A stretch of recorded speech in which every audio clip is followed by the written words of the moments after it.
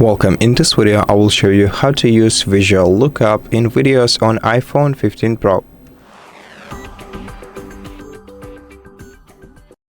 First of all, let's go to the Photos application to open a video which we want to inspect.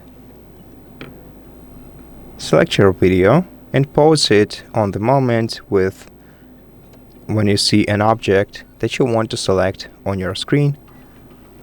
And then hold your finger down on an object that you want to select. And to look it up on the internet, use lookup. Then tap lookup plant, in my case, because it's plant. Tap continue. And here you'll find all the information about this object. And that's it. Thank you for watching this video. If you liked it, please consider subscribing to our channel, leave us a like and a comment below, and I'll see you in the next one.